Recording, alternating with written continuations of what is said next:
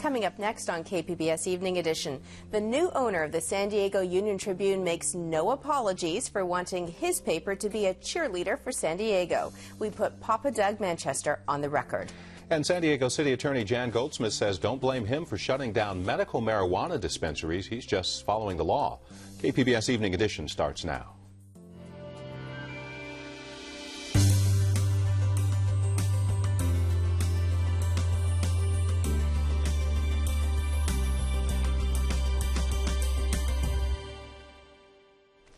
Hello, thanks for joining us. I'm Joanne. And I'm Dwayne Brown. A new forecast predicts San Diego's economic health will improve next year, but the changes may be subtle. The report comes from National University's Institute for Policy Research. KPBS business reporter Eric Anderson had a chance to review the findings. Eric, I guess the big question is, what does the report say about the job market? Well, the job market is going to get a little bit better, it says, in the coming year, but it's not going to be a dramatic improvement. What we're going to see is that the region is going to continue to regain some of the jobs lost since the Big Depression. We lost about 100,000 jobs back by '09. We've got about half of those back. A few more thousand will be coming back online in the next couple of months. Biz services, healthcare, transportation, and manufacturing are going to be some of the areas that are going to win in the coming months. Government and construction work are going to see some declines. We're also going to see probably an increase in consumer spending as the year 2012 comes along. That increase in consumer spending is going to mean that there's more money in the economy. About 2/3 of all economic activity is linked directly to consumer spending. And there's going to be some small population growth, about a 1% increase. And most of that is going to be tied to people having families here in this region, not in migration or immigration. Now, you mentioned a couple of areas of concern. Are there any other that the report identified? It does, in fact. It points specifically to military spending as an area of concern because there is the possibility, because of all that federal belt tightening, that there's going to be a cut in money for active duty military personnel, which we have a lot of here in San Diego, and military contracting. So that obviously is going to be an area of concern because it was military spending that you remember during the recession that really kind of softened the blow, some of the economic hits that the region took. And you know, without that military spending there, the other areas of the economy are going to have to pick up the slack. KPBS business reporter Eric Anderson. It's the beginning of birthing season for seals at La Jolla Cove, which means a renewal of controversy. A rope is once again up at the Children's Pool Beach to separate seals from people. But for some animal activists, the rope is not enough. They want the beach closed to the public year-round. But the San Diego City Council wasn't willing to go that far. Years ago, it was basically a compromise. They said the seals get it exclusively during the pupping season, and then during the summer months, there's just a guideline rope up. But the city's not even enforcing that because of Sherry Leitner and because of the mayor's inaction on the issue. California Coastal Commission is expected to take up the matter of the children's pool next year. The war in Iraq was officially ended today in Baghdad. The last American troops are scheduled to return by the end of the year, and many may end up homeless. The Obama administration plans to spend $100 million to expand its homeless prevention program for veterans. The goal is to end homelessness among vets by 2015. Tonight, we asked those in charge of curbing the problem whether the goal is realistic. I think it's realistic with the current level of resources that are being put into the homeless programs. Jessica Bryan helps run one of the largest departments at the VA San Diego healthcare system. She works with a team of 120 counselors in the Homeless Outreach Department. The number of homeless veterans in San Diego County typically runs between 1,800 and 2,000. Bryan says the count is done every January, and this year they saw a significant decline. That in San Diego, our 2011 point-in-time count indicated a 13% decrease in homeless veterans, which is significant. It's the first real decrease we've seen in the point-in-time count for many, many years. Well, it's pretty hard to really get your hands around the accuracy of a number like that. Phil Landis has been working with the Veterans Village of San Diego for 15 years. At their annual stand-down event this year, they assisted 1,000 homeless vets with health care, legal, and housing services over a 3-day period, the largest number in the agency's 30-year history. Are we really going to end veteran homelessness in the next 2 or 3 years? I don't think so. I mean, we have to be prepared for what we believe is coming. We see this young generation, the post 9/11 men and women who are just now beginning to hit our streets. We see a staggering number of men and women who can't find their way. The VA and Housing and Urban Development Departments have successfully housed more than 33,000 vets since 2009. As more troops come home, the goal next year is to increase that number to 42,000. San Diego's medical marijuana dispensaries are facing pressure from the federal government and the city. Joanne has more on that story at the Evening Edition Roundtable.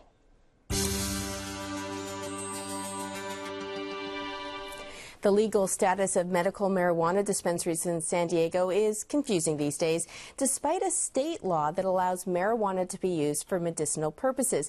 Dispensaries have been declared illegal in San Diego. For months, San Diego City Attorney Jan Goldsmith has been ordering the dispensaries to shut down or face legal action.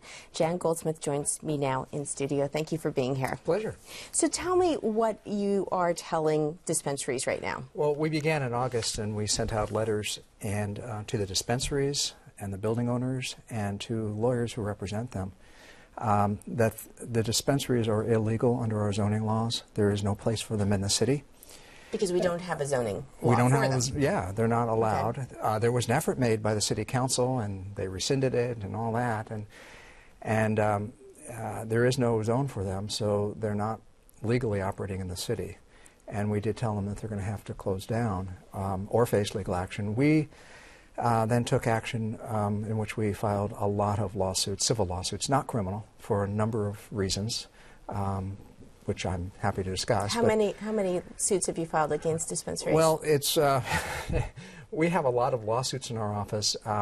It's upward of well above 80, from what I understand.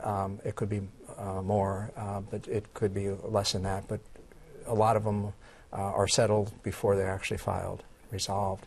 And we filed civil cases, and we got a lot of compliance, a lot of settlements, and a lot of court orders. Now, when we sent out our letters, and we were clarifying, because there's a lot of misunderstanding out there. There was misunderstanding that because of the state law, we can have dispensaries on not every street corner, but a lot of our street corners. And that's that there's a state law that allows you to be there. So we had to correct that misconception and get the word out. And there was blowback that, no, you're wrong. And since that time, we have won every court case, and the courts have said, yes, they're not allowed in the city. The misconception, though, I think is, to be fair, I think a lot of members of the public might feel this way, too, that in effect, I think there's upwards of about 180 dispensaries operating in the city of San Diego.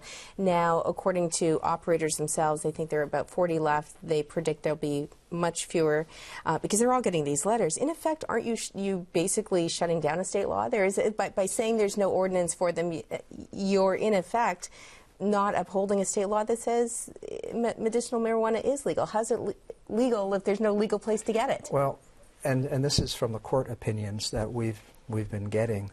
And the decisions of the courts, not only these trial courts, appellate courts, but the law is that. But why now, though? State law says that under Prop 215, for legitimate medicinal purposes, cultivating or transporting or possessing marijuana is not a crime.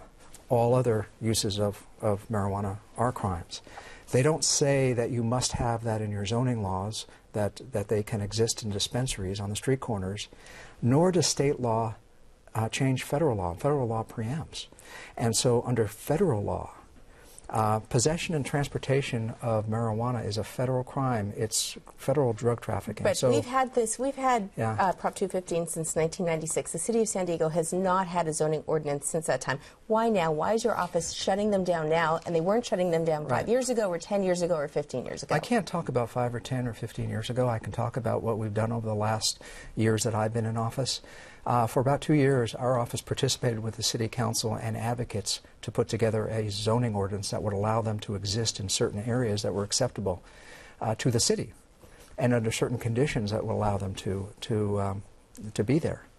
And they went through their task force, and the City Council made a decision. During that period of time, we weren't referred cases for prosecution. Our office is a prosecutor. People ask, why are you enforcing the law? The answer is that they're violating the law.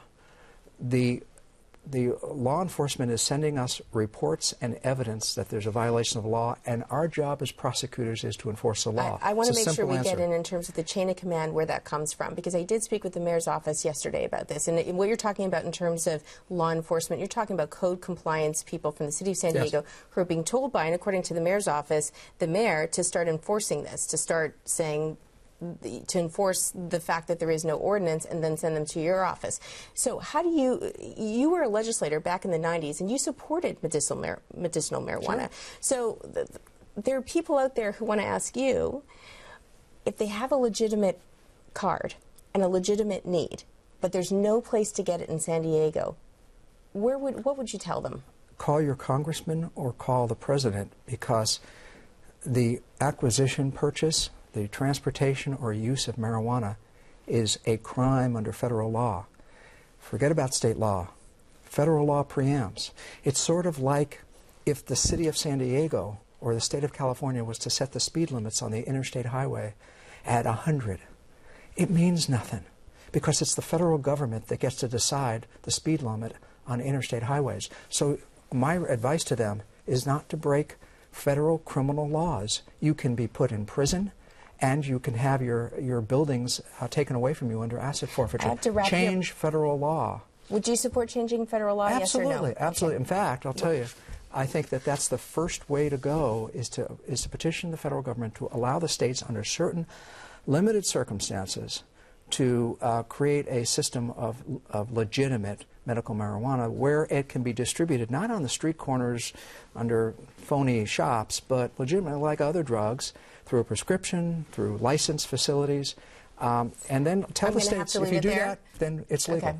Jan Goldsmith, we'll have to have you back. Thank you so much for being here. My pleasure. Thank you. Looks like technical difficulties have shut down a state website. It tracks campaign donations. Cal Access has been down for nearly 2 weeks. State officials say they're having trouble fixing it because the technology is antiquated. A state lawmaker wants to increase the fees for lobbyists to update the computer system. Will the old make way for the new downtown? There's an update in the fight over an ad from the 1960s. We'll tell you all about it in a moment. And the NFL has some good news for supporters of a new downtown stadium. This is KPBS Evening Edition.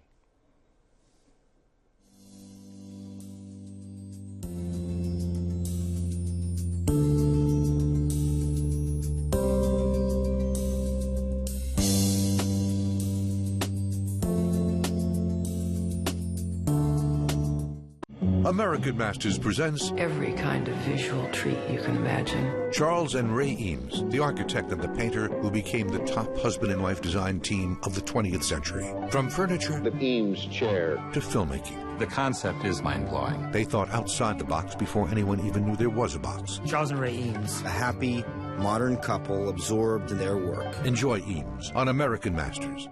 Monday at 10, only on KPBS. Hi, I'm Elsa Sevilla. If you find yourself hearing about a great program on KPBS after it's already aired, we have a solution. Get notified about your favorite TV programs on KPBS before they air by subscribing to the TV Highlights email alert.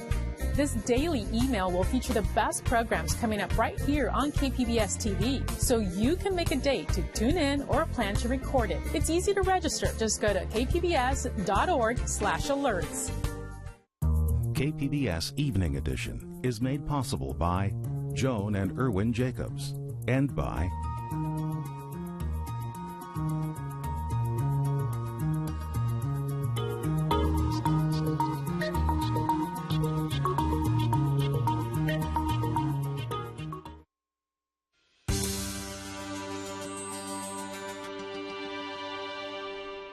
City officials are saying not so fast to a company that wants to paint over an old advertisement on the California Theater downtown.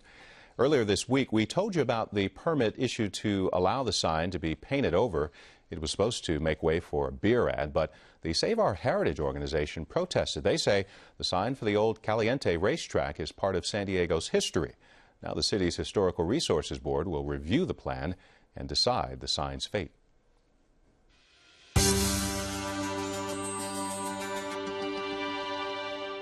It's been a rocky ride for San Diego schools during the past few months. The county's largest school district has threatened insolvency, while other smaller districts learned this week they will lose half their school bus funding in January. Joining me to tell us more about how schools are affected by the incredible shrinking state budget is KPBS education reporter Kyla Calvert. Kyla, thanks for being here. My pleasure.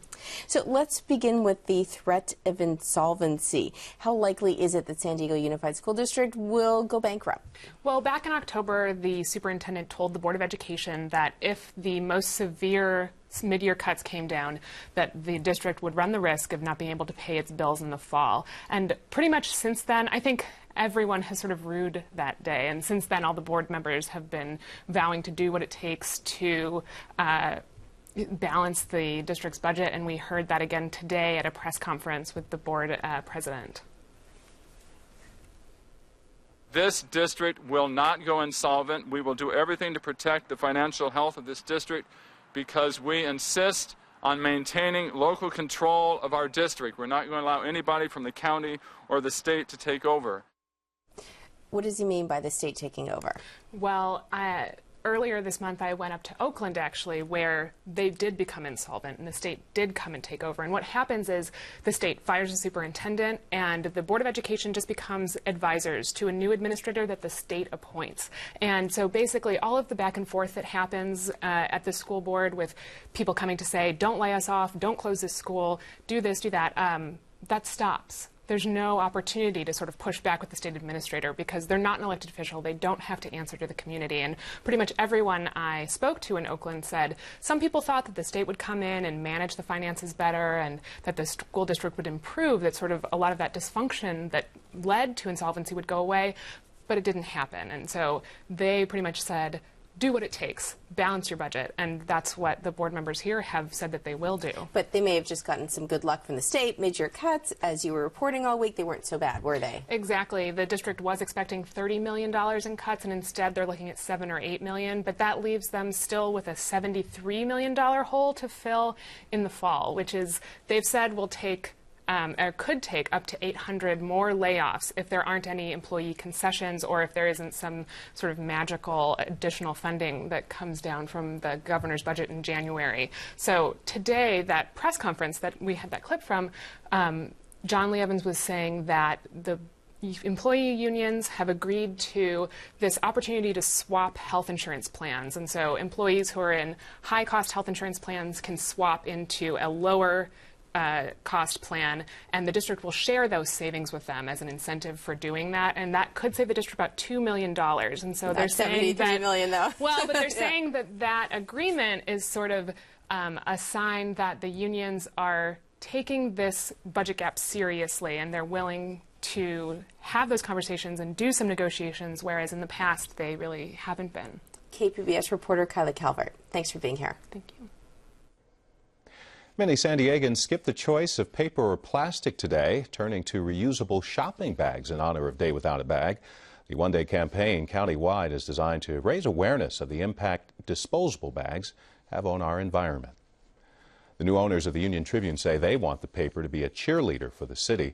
We'll talk with them in just a moment. This is KPBS Evening Edition.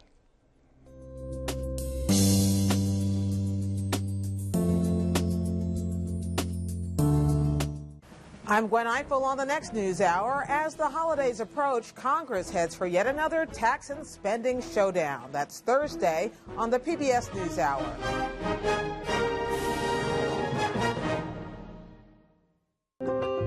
The American people have named PBS the most trusted source of news and public affairs for the 8th year in a row. Trust. The American people have spoken. Thank you.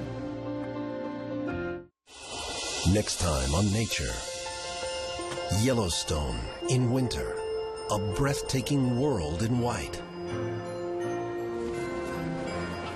This is no ordinary place.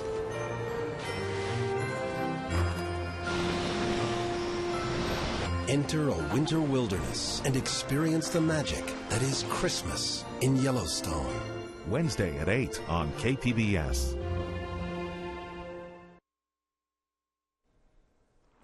San Diego Chargers could get $200 million from the NFL to build a new stadium in the East Village downtown. The league has revived its stadium loan program to help teams build new facilities. Well, a new football stadium is high on the agenda of the new owners of the San Diego Union-Tribune. Joanne is talking with them at the Evening Edition Roundtable.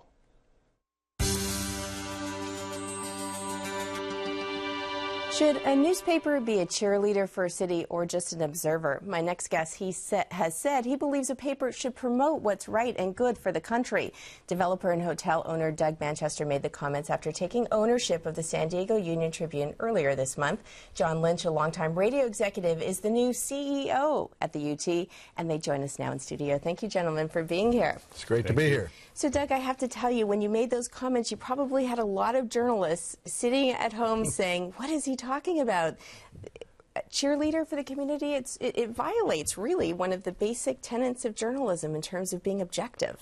Does it really? Well, I think a lot of journalists would argue that it does. I think that you can report a story accurately and to the point, but you can also report it on a positive basis as well, and that's my point. And we're certainly not here to restrict and or to be in a position where we try to control the news kind of thing. But for so long in the city of San Diego, we have so many great things going for us.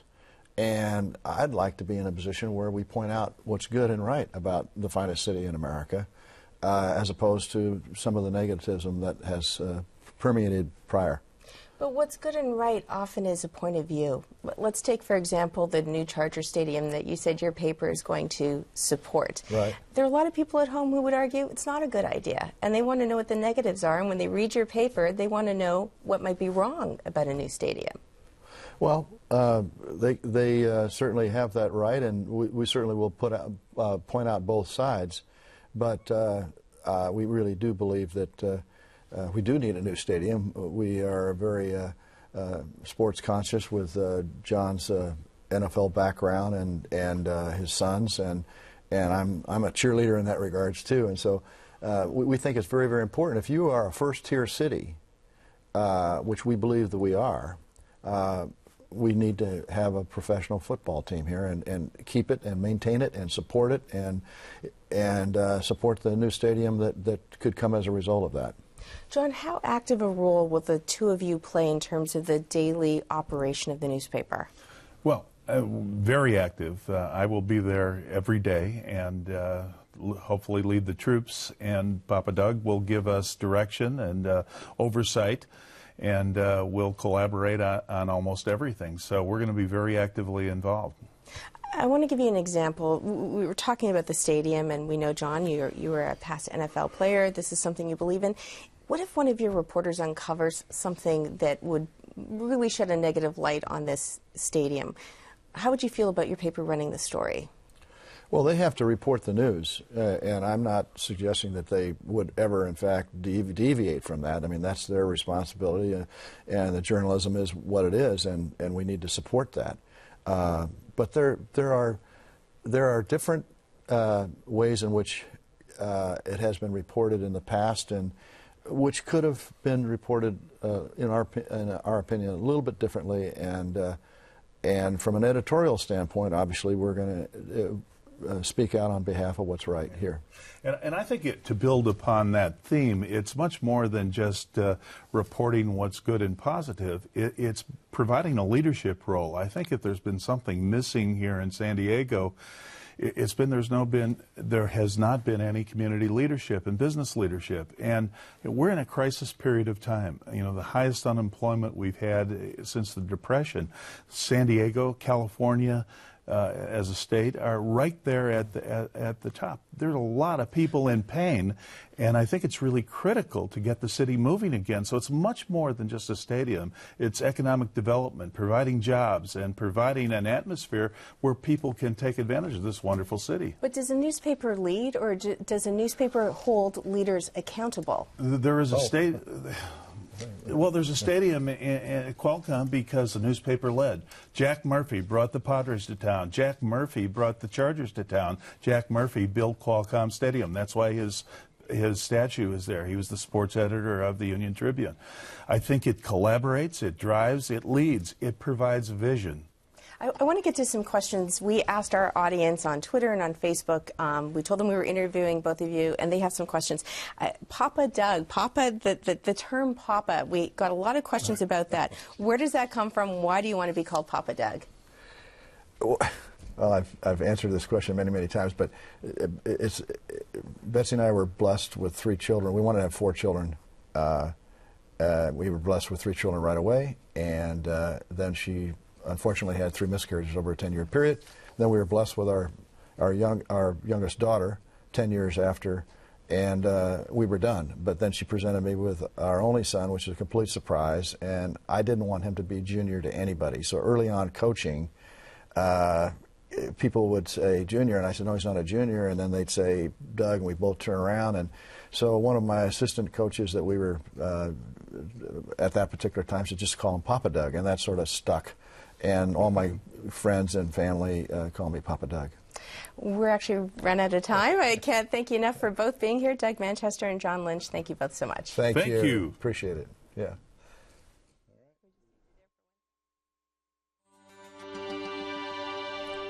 On the public square tonight, a follow-up to a story we told you about earlier this month. The program Reboot, a boot camp that helps veterans ease back into civilian life after service, has received a $100,000 grant from the Bank of America Charitable Foundation. Reboot was one of about a dozen nonprofits called back to Washington to talk about ways of supporting returning troops, but they weren't offered any public money. And yesterday, we told you the city of Escondido may be headed to court over the question of whether the city's Latino population has a fair chance to be represented on the council. The city risks being sued because it has not decided to change from citywide to district elections. Well, San Diego Republican Chair Tony Kriveric tweeted this after he saw our report. Escondido tricks aren't about empowerment, but about union power. And he's got the hashtag union bankrolling. I believe he's referring to the Building and Construction Trades Council agreeing to pay for that lawsuit against the city of Escondido. You can weigh in on the conversation by following us on Twitter, liking us on Facebook, and of course, you can just email me directly, jfarian@kpbs.org. And you can watch and comment on any of the stories you saw tonight on our website, kpbs.org/evening edition. Thanks for joining us. You have a great night. We leave you with a look at the forecast.